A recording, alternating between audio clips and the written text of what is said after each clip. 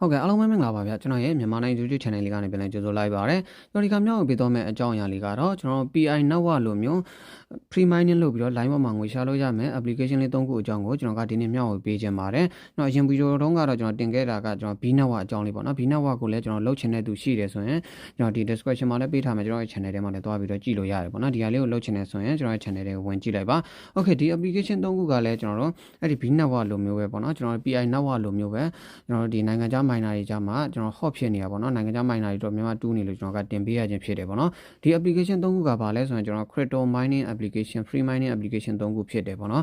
crypto mining application တွေအကြောင်းကျွန်တော်နားမလည်သေးတဲ့လူဆိုရင်ကျွန်တော်နည်းနည်းလောက်ရေဖို့အဖြစ်ရှင်းပြမယ်ပေါ့နော်ဒီကဘယ်လိုမျိုးလုပ်တယ်ဆိုရင်ကျွန်တော်ပထမအဆုံးအနေနဲ့ကျွန်တော်တို့ကိုဒီတစ်နေ့တစ်ခါ application တွေကိုဝင်ပြီးတော့နှိပ်ခိုင်းတယ်ပေါ့နော်နှိပ်ခိုင်းတယ် coin တွေစုခိုင်းတယ်ကျွန်တော် point တွေစုခိုင်းတယ်အဲ့ဒီ point တွေကိုနောက်တစ်ချိန်ကျရင်တို့ပိုက်ဆံပေးမယ်ဆိုပြီးတော့ပြောပြီးတော့တစ်နေ့တစ်ခါဝင်ပြီးတော့နှိပ်ခိုင်းတယ်ပေါ့နော်ဥပမာအဖြစ်ကျွန်တော်လွန်ခဲ့တဲ့3နှစ်လောက်က PI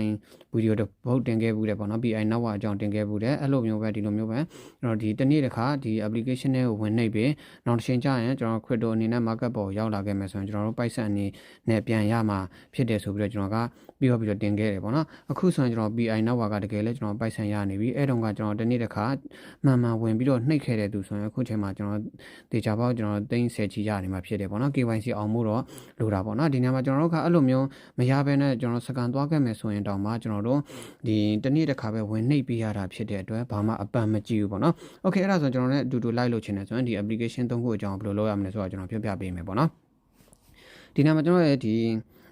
ီဗီဒီယိုကိုမစခင်ပေါ့နော်ကျွန်တော်ရဲ့ channel လေးနဲ့မိတ်ဆက်ချင်ပါတယ်ကျွန်တော်ရဲ့ channel လေးကတော့နီးပညာဗီဒီယိုတွေနဲ့အခုလိုမျိုး crypto အကြောင်းအရာတွေနဲ့စိတ်ဝင်စားစရာအကြောင်းအရာတွေကိုတင်ဆက်ပေးတဲ့ channel တစ်ခုဖြစ်ပါတယ်ကျွန်တော်လူကြီးမင်းကပေါ့နော်အဲ့ဒီအကြောင်းအရာတွေကိုစိတ်ဝင်စားတယ်ဆိုရင်ကျွန်တော်ရဲ့ channel လေးကို subscribe လုပ်ခဲ့ကြပါအောင်ကျွန်တော်ဗီဒီယိုတင်သိရအောင်လည်းဘေးနားက notification ခေါင်းလောက်ကလေးကိုနှိပ်ခဲ့ကြပါအောင် Okay အဲ့ဒါဆိုရင်ကျွန်တော်စလိုက်ကြအောင်ပေါ့နော်ဒီ application ၃ခုအကြောင်းကိုကျွန်တော်ကဒီ screenshot နဲ့ပုံလေးတွေလှုပ်ထားတာရှိတယ်ပေါ့နော်အဲ့ဒါလေးကိုကျွန်တော်တစ်ချက်သွားပြီးတော့ကြည့်လိုက်အောင် Okay ပထမဆုံးအနေနဲ့ကျွန်တော်ဒီ application ၃ခုရဲ့နာမည်တွေကိုပြောပြမယ်ပေါ့နော်ပထမဆုံး application ကတော့ကျွန်တော်ဒီမှာပေါ့နော် Unix ပေါ့နော် Unix ဒုတိယကတော့ Ruby ပေါ့နော်တတိယကတော့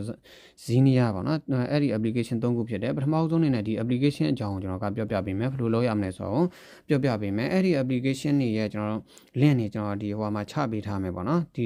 description မှာချပေးထားမယ် invitation code တွေကျွန်တော်ချပေးထားမယ်အဲ့အနေနဲ့ဆင်သွားပြီးတော့လုပ်လိုက်ပေါ့နော် Okay ဘယ်မှာလဲဆိုရင်ကျွန်တော်တစ်ချက်ပြမယ်ပေါ့နော်ဘယ်လိုမျိုးလဲဆိုရ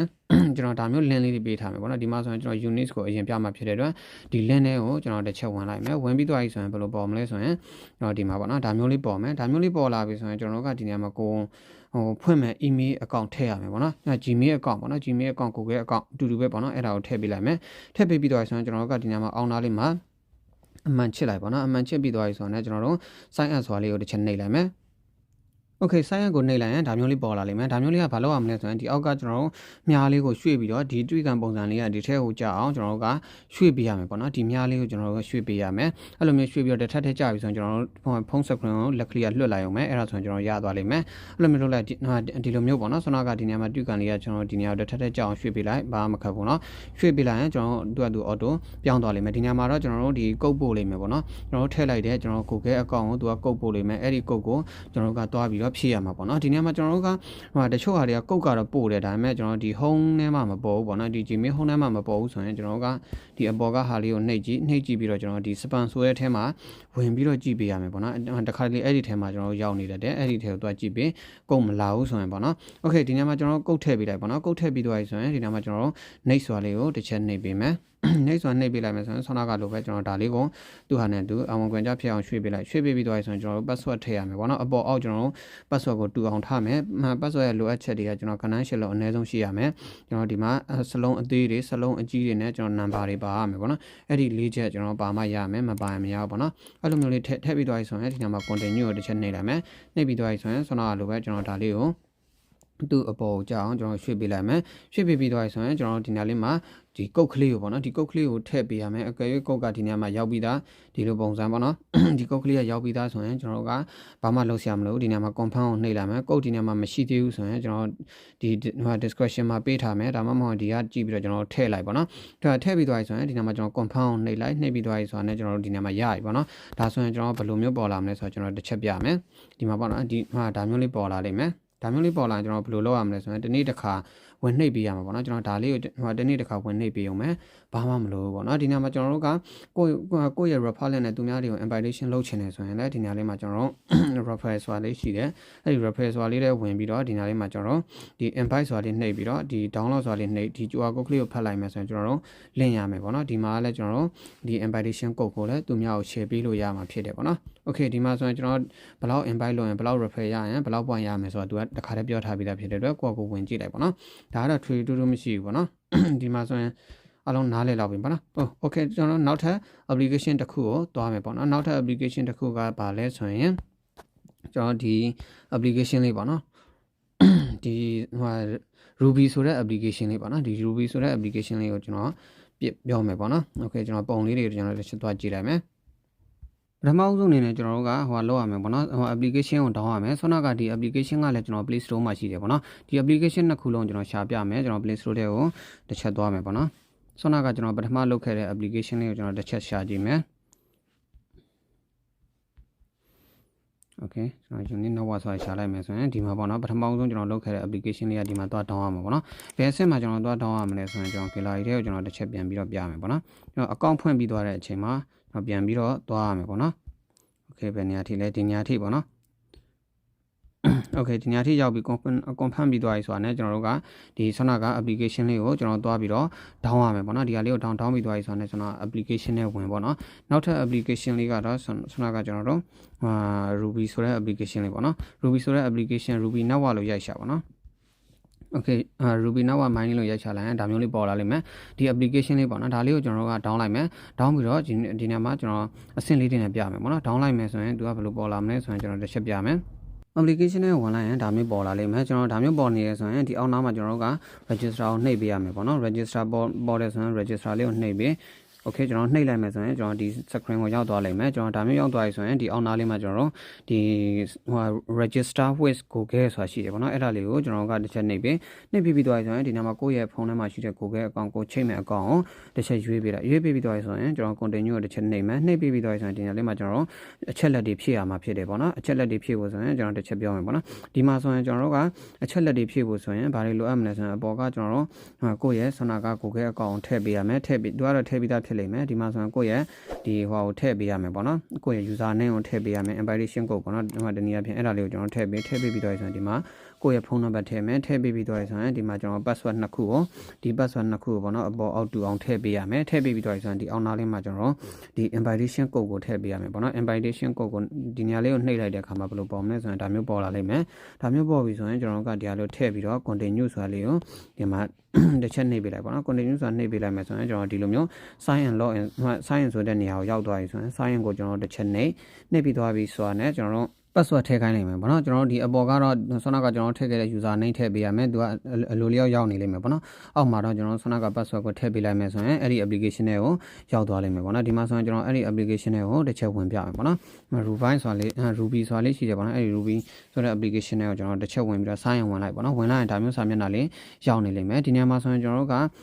လောက်ရမှာ mining 2ရမှာဖြစ်တဲ့အတွက်ဒီနေရာလေးမှာကျွန်တော်2လေးကိုတစ်ချက်နှိပ်ပေးမယ်နှိပ်ပြီးတော့ဆိုရင်ဒီနေရာထဲမှာကျွန်တော်တို့ဒီအပေါ်ကဟာတွေကိုတစ်ချက်နှိပ်ပေးလိုက်စင်ပြေတဲ့ဟာလေးကိုကျွန်တော်နှိပ်ပေးလိုက်မယ်ပေါ့နော်ဒီနေရာလေးမှာကျွန်တော်ဒါကတော့ error တက်နေရပါပေါ့နော်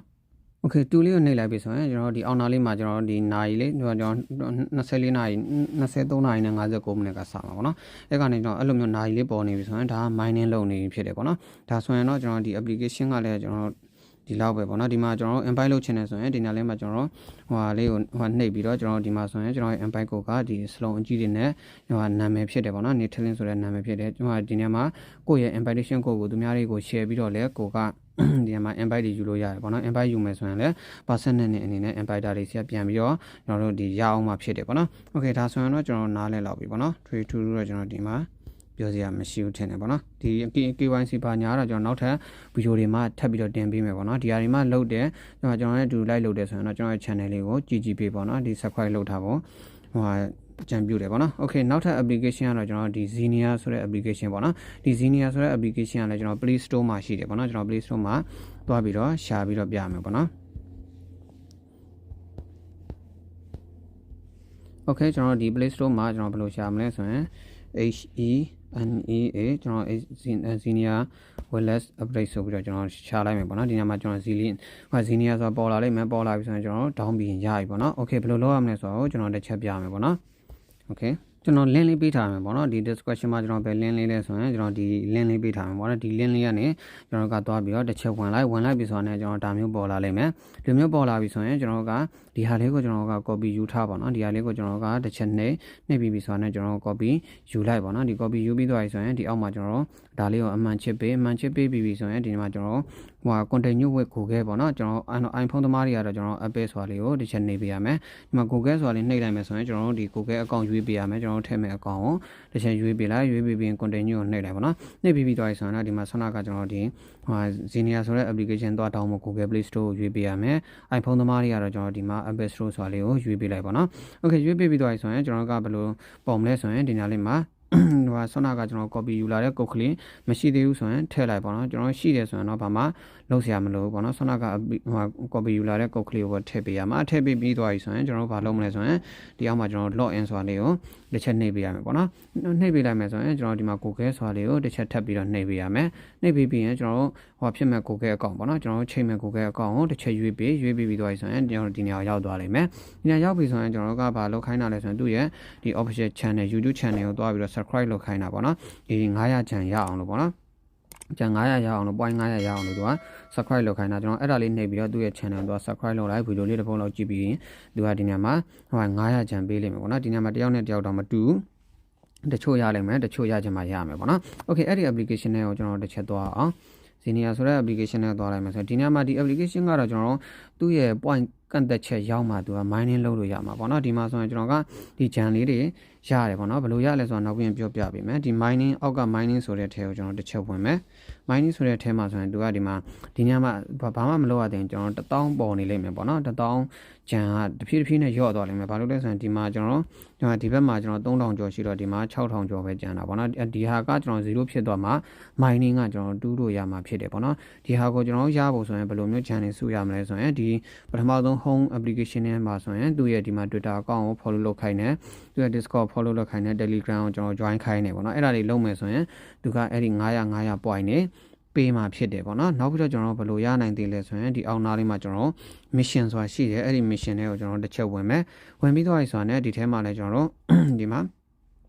ကျွန်တော်သူလုတ်ခိုင်းတဲ့တက်တွေရှိတယ်ပေါ့နော်အဲ့ဒါတွေကိုကျွန်တော်လုတ်ပေးရမယ်ဒီမှာဆိုရင်ကျွန်တော် invite လုပ်ရမယ်ပေါ့နော်ဒီအောက်ကဟာဆိုရင်ကျွန်တော် invite လုပ်ရမယ် invite လုပ်ဖို့ဆိုရင်ကျွန်တော်ဒီမှာ invite ထဲကိုဝင်ကျွန်တော်တို့ရဲ့ဒီ link ကို copy မလားကျွန်တော် invitation code ကို copy ယူပြီးတော့သူများတွေကို invite မလားပေါ့နော်ဒီနေရာမှာအများကြီးရှိတယ်ဒီနေရာမှာကိုလုတ်ခိုင်းတဲ့ဟာတွေကို like လုပ်ပေးလိုက်ဒီမှာ900ရလိမ့်မယ်ဒါတွေကကျွန်တော်မလုပ်ရသေးဘူးပေါ့နော်ဒီနေရာမှာနောက်ထပ်ကျွန်တော်မိကွန်လေးတွေလည်းဖြေရတာတွေလည်းရှိတယ်အဲ့ဒါတွေကလည်းကျွန်တော်ရတယ်အဲ့ဒါပဲထဲမှာလဲဆိုရင်ဒီထဲမှာပေါ့နော်